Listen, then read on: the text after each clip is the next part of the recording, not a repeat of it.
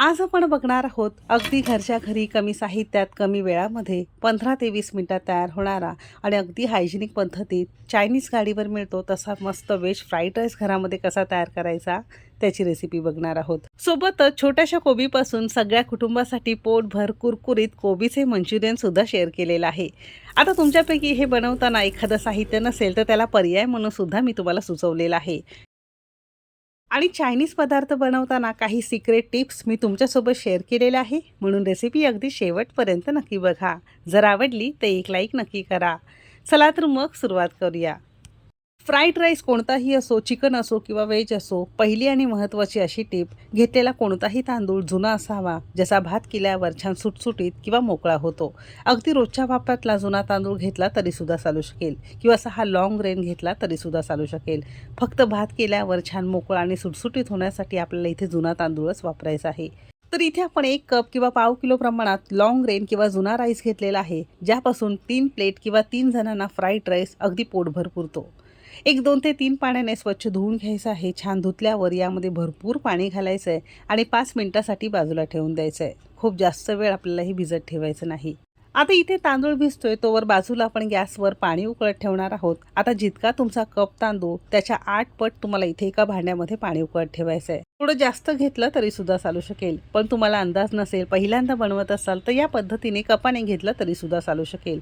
पाण्याला छान उकळी आली की चवीपुरतं मीठ आणि 2 चमचे आपण इथे कच्चं तेल घालणार आहोत। मिठामुळे एक तर भाताला चव छान येते आणि तेल घातल्यामुळे भात एकमेकांना चिटकत नाही, छान सुटसुटीत आणि मोकळा होतो। आता गरम उकळत्या पाण्यामध्ये भिजवून घेतलेला, सगळं पाणी निथळून घेतलेला तांदूळ आपण घातलेला आहे। लक्षात असू द्या, पाण्याला छान उकळी आल्यानंतरच आपण हा तांदूळ, मीठ आणि तेल घातलेलं आहे। आता थोडंसं एकजीव करून घ्यायचं आहे। पाण्याला पुन्हा एक छान खदखदून उकळून घेतलेलं आहे। आता साधारणतः मोठ्या आचेवर एक 7-8 मिनिटं आपण हा भात शिजवून घेणार आहोत। भात शिजवत असताना शक्यतो झाकण लावायचं नाही, असं उघडंच आपल्याला हे शिजवून घ्यायचं आहे। तांदळाच्या 8 ते 10 पट पाणी घेतल्यामुळे तुम्ही इथे बघू शकता व्यवस्थित यामध्ये भात तरंगतोय किंवा असा हा सुटसुटीत उकळतोय, एकमेकांना चिटकून बसत नाही। असं तुम्हाला नक्कीच करायचं आहे। म्हणजे व्हेज बिर्याणी करत असाल, फ्राईड राईस करत असाल तर या पद्धतीनेच तुम्हाला शिजवून घ्यायचं आहे। जीरा राईस मिळतो ना, तर जीरा राईसचा सुद्धा फ्राईड राईस अगदी मस्त छान चवीचा तयार होतो। तुम्ही जीरा राईस वापरू शकता। साधारणतः एक 7 ते 8 मिनिटं झालेली आहे। आता आपल्याला 90% हा भात शिजवून घ्यायचा आहे। म्हणजे हातावर दाबून बघितला की हलकासा तो मऊसूत लागलेला आहे आणि हलकेसे त्याचे दाणे थोडेसे वेगवेगळे झालेले आहे।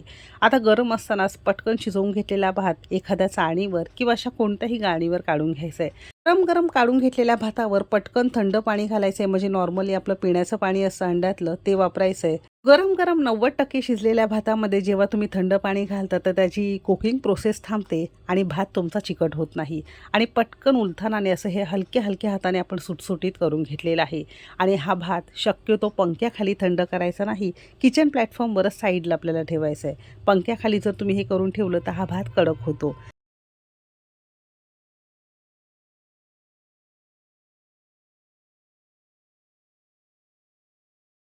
आता चायनीज सेंटरमध्ये किंवा हॉटेल्समध्ये पाहिलं असेल, असा हा एकदा शिजवून ठेवतात आणि यावर कॉटनचं कापड घातलं जातं।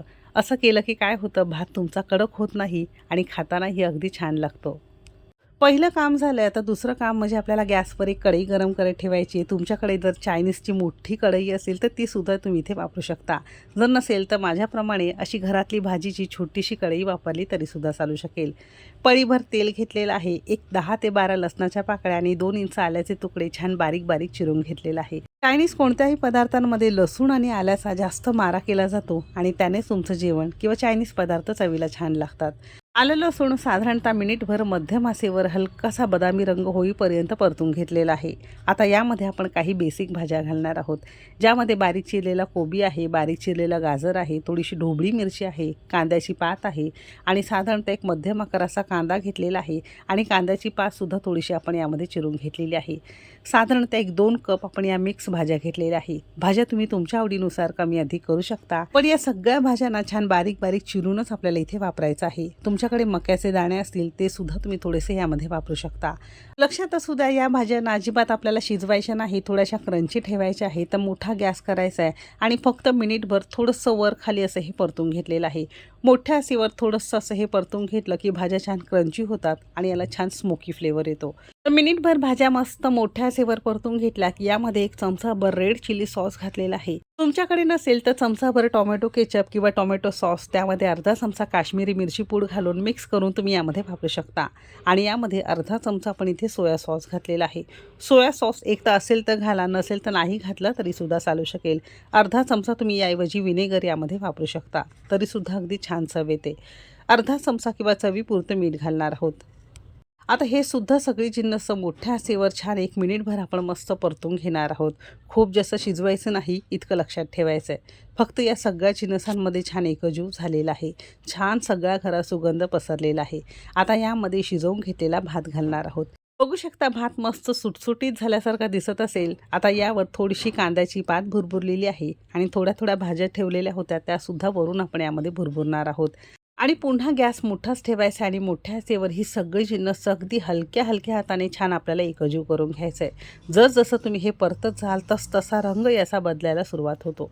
बघू शकता एकदम छान मस्त सगळ्या घरात सुगंध पसरलेला आहे. 1-2 मिनटं आपण हे असंच परतून घेणार आहोत. लक्षात असू द्या, अजिबात हे करत असताना झाकण लावायचं नाही. त्याने भात तुमचा सुटसुटीत होणार नाही, तो चिकट तयार होईल. तुम्हाला माहिती आहे का, चायनीज पदार्थांना ना एक विशिष्ट चव येते. त्याने त्या चवीमुळेच लोक जास्त त्यावर अट्रॅक्ट होतात आणि ते जास्त खाऊ लागतात. तर ते म्हणजे टेस्टिंग पावडर, ज्यालाच आपण अजिनोमोटो म्हणतो.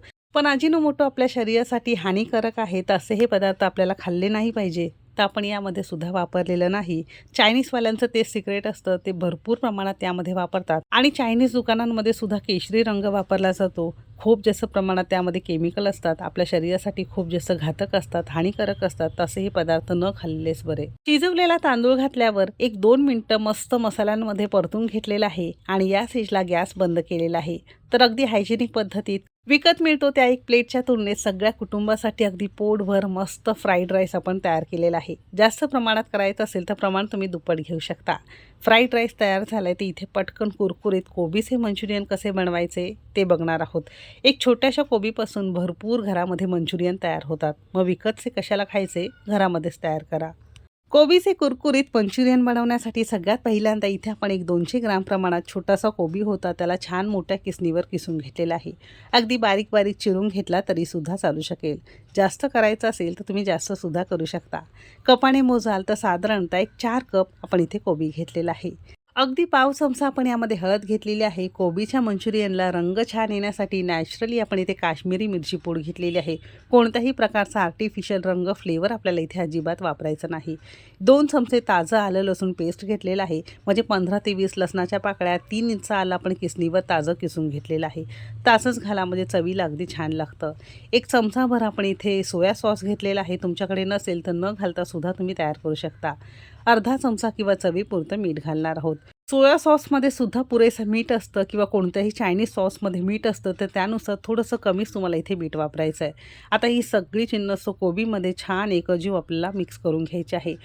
असं हे छान एकजीव केलं की हाताच्या उभेमुळे कोबीला सुद्धा छान पाणी सुटतं आणि जे पाणी सुटेल त्या पाण्यामध्येच आपल्याला कोबीचं पीठ मळून घ्यायचं आहे. वेगळे एक्स्ट्रा अजिबात पीठ आपल्याला इथे वापरायचं नाही.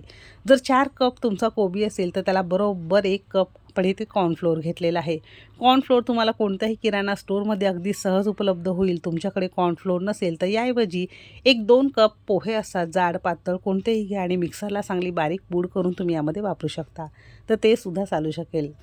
किंवा रोजच्या वापरातलं तांदळाचं पीठ वापरलं तरीसुद्धा चालू शकेल. आणि सेम कपने अर्धा कप मैदा घेतलेला आहे. मैद्याऐवजी गव्हाचं पीठ वापरलं तरीसुद्धा चालू शकेल. म्हणजे घेतलेली सगळी जिन्नस एकाच कपाने मोजून घेतलं की आपला हा पदार्थ अजिबात चुकणार नाही, जरी तुम्ही पहिल्यांदा बनवत असाल. तर मगाशी सांगितल्याप्रमाणे अजिबात आपण यामध्ये पाण्याचा उपयोग केलेला नाही. कोबीला पुरेसं पाणी सुटतं आणि त्याच पाण्यामध्ये जसजसं तुम्ही हे मळत जाल तसं सॉफ्ट गोळा तयार होतो. आता आपण थालीपीठाचं कसं पीठ भिजवून घेतो, अगदी तसंच आपल्याला हे पीठ भिजवून घ्यायचं आहे. तुम्हाला थोडंसं पातळ वाटत असेल तर थोडंसं आणखीन तुम्हाला इथे कॉर्नफ्लोअर वापरता येईल. तर बघितलं, कोबीच्या मंचुरियनला सुद्धा आपण आर्टिफिशियल कलर फ्लेवर वापरलेला नाही आणि रंग अगदी मस्त आलेला आहे. आणि आवडीनुसार छोटे छोटे आपण यामध्ये मंचुरियन सोडणार आहोत. आणि मंचुरियन सोडताना आणखीन एक गोष्ट सांगते, बरेच जणांना गोल गोल हातावर करून सोडतात, पण ते बाहेरून कुरकुरीत राहतात, आतून कच्चे राहतात. पण असं हे भज्यांप्रमाणे सोडलं ना तर थोड्याशा बाजूला क्रॅक जातात, आतमध्ये तेल शिरतं आणि आतपर्यंत चांगले ते कुरकुरीत होतात. म्हणून एक गोष्ट नेहमी लक्षात ठेवायची, कोबीचे मंचुरियन सोडत असताना तेलामध्ये असं हे भज्यांप्रमाणेच आपल्याला सोडायचं आहे. आणि हे कोबीचे मंचुरियन तळत असताना गॅस मोठाच ठेवायचा आहे, मध्ये ते छान कुरकुरीत होतात. छोटे छोटे मंचुरियन सोडले की कमी तेलामध्ये आणि लवकरात लवकर हे कडक होतात. रंग बघू शकता किती सुंदर आलेला आहे. आपल्या कुकिंग तिकीट मराठीचाच आपण इथे काश्मीरी मिरची पूड वापरलेली आहे, जी 100% शुद्ध डंकावर कुटलेली आपण तयार केलेली आहे. पदार्थांना असा हा छान रंग येण्यासाठी कोणतेही आर्टिफिशियल रंग वगैरे न वापरता काश्मीरी मिरची पूड आपण इथे वापरू शकतो. एकदम कुरकुरीत, कडक आणि अगदी मस्त चवीचे हे कोबीचे मंचुरियन घरामध्ये तयार झालेले आहे. तर एका छोट्याशा 200 ग्राम कोबीपासून अगदी सगळ्या कुटुंबासाठी पोटभर आणि मुलांचा आवडता हा खाऊ तुम्ही नक्की करून बघा. तर इथे आपण फ्राईड राईस बरोबर खाण्यासाठी ड्राय मंचुरियन केलेले आहे. तुम्ही मंचुरियन सूपसुद्धा करू शकता. एकदम कमी तेलकट, कुरकुरीत आणि मस्त चवीचे तुमचे मंचुरियन खाण्यासाठी तयार झालेले आहे. असा हा फ्राईड राईस आणि कुरकुरीत कोबीचे मंचुरियन तुम्ही सुद्धा असा हा बेत नक्की करून बघा. कसा झालाय कमेंट करून नक्की सांगा. आपण घेतलेल्या जिन्नसात एक 3 जणांना व्यवस्थित फ्राईड राईस पुरतो आणि 5-6 जणांना व्यवस्थित कोबीचे मंचुरियन पुरतात. रेसिपी आवडली असेल तर एक लाईक नक्की करा. चॅनेलवर नवीन असाल सबस्क्राईब करा. चला तर मग भेटू एक मस्त आणि जबरदस्त रेसिपीसोबत. तोपर्यंत मस्त खा आणि स्वस्त रहा.